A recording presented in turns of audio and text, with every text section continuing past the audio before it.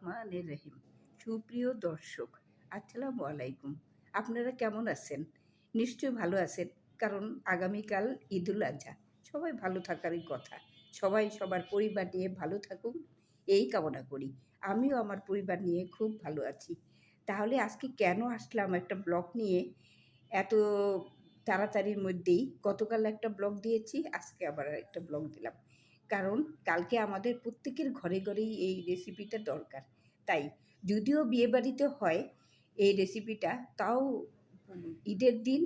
ঈদের দিনও এই রেসিপিটা দরকার হয় অনেকেরই। অনেকের ফ্যামিলিতেই আবার এই রেসিপিটা খুব পছন্দ করে, তাই না?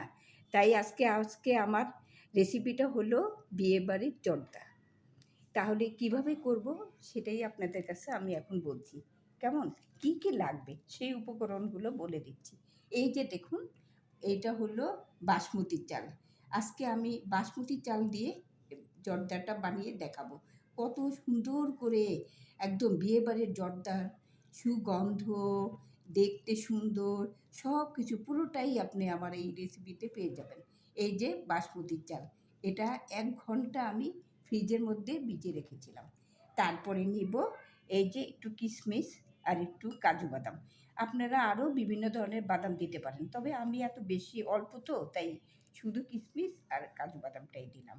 তারপরে দিলাম এলাচি, দারুচিনি, লবঙ্গ, এই ৩টা দিব। আর হলো যতটুকু চাল ততটুকুই চিনি নিব। আর একটু ঘি দিয়ে এটা সুন্দর করে শুরু করব, তবে এত তেলের প্রয়োজন নাই। এভাবেই শুরু করব। কিভাবে করব সেটা আপনাদের আমি দেখাচ্ছি। এই যে দেখুন, আমি একটু জর্দা রঙটা দিয়ে দিলাম। তবে যে যেমন খাবেন সেমন কালার করবেন। আমি একটু অল্প করেই দিলাম, বেশি দিব না।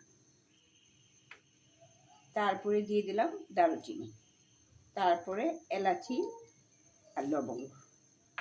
পানিটা ফুটতে দিব, একটু ফুটে উঠলে থেতো। এই যে দেখুন, একদম বলক এসে গেছে। তারপর ওই যে আমার বাসমতি চালটা ছেঁকে এখন চালটা এটার ভিতর দিয়ে দিব। টকবক টকবক করতে থাকবে, তখন আমি চালটা দিয়ে দেব। এই চালটা আমি বেশিক্ষণ রাখবো না, ৫ থেকে ৭ মিনিট বলক আসলেই আমি এটা স্ট্রেনারে দিয়ে ছেঁকে নেব। তারপরে চর্চাটা কিভাবে করব সেটা আপনাদের সাথে শেয়ার করব। এই যে একটু ঘি দিয়ে দিলাম, এই যে একটু ঘি দিয়ে দিলাম।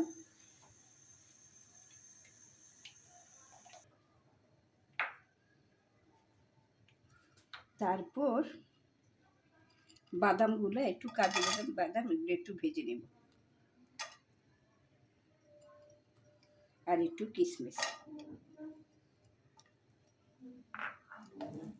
এগুলোকে একটু রোস্ট করে নেব।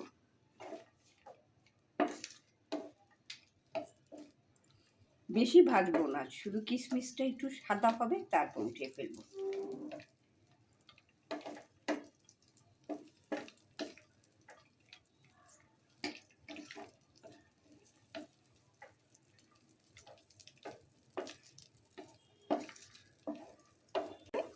কিশমিশগুলি সাদা হয়ে উঠছে, ফুলে উঠেছে, এখন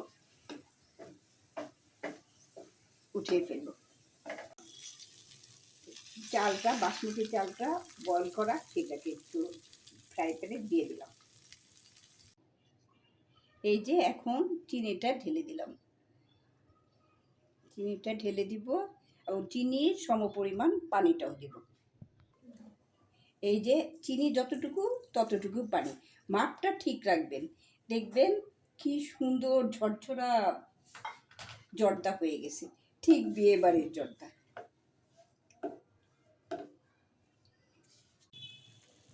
এই যে দেখুন, আমি অল্প একটু লেবুর পানি দিয়ে দিলাম, যেহেতু চিনিটা একটু কালো কালো মনে হচ্ছে তো, তাই। এটাতে আপনারা আনারস কিংবা অরেঞ্জের রসও দিতে পারেন, ১ চামচ দিয়ে, বেশি না, অল্প একটু, তাহলে চিনিটা আর জমে থাকবে না। এই যে একটা ভালো টিপস আপনাদের বলে দিলাম, দেখছেন কি সুন্দর করে এইভাবে করে বানাবেন, দেখবেন কি সুন্দর শাড়ি জর্দা হবে, একদম বিয়ে বাড়ির শাড়ি জর্দা। আর এখন ওই বাদাম আর কিশমিশ রোস্ট করা আছে ওইটা দিয়ে দিচ্ছি।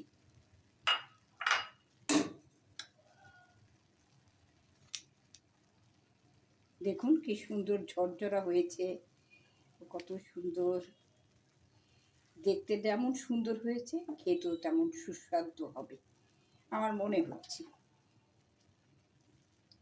এভাবে আপনারা করে নেবেন, দেখবেন একদম বিয়েবাড়ির জর্দার মতো লাগবে, যেমন দেখতে সুন্দর তেমন খেতেও সুস্বাদু।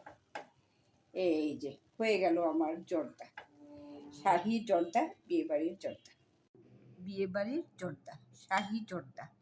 এখন আমি একটু ডেকোরেশনের জন্য বেবি সুইট দিয়ে দিচ্ছি।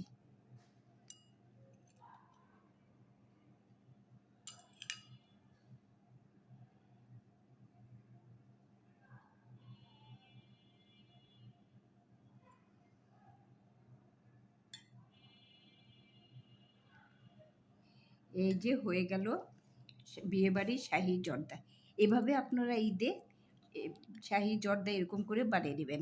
আমার এই রেসিপিটা একদম সুন্দরভাবে করে নেবেন, তাহলে দেখবেন একদম খেতেও যেমন স্বাদ লাগবে, দেখতেও তেমন সুন্দর লাগবে। এইভাবেই আপনাদের কাছে আজকে আমি রেসিপিটা দেখালাম। আর এখন যদি আমার এই রেসিপিটা ভালো লাগে, তাহলে আপনারা আমাকে সাপোর্ট করে একটা সাবস্ক্রাইব করে দিবেন, কেমন? তাহলে খুব খুশি হব।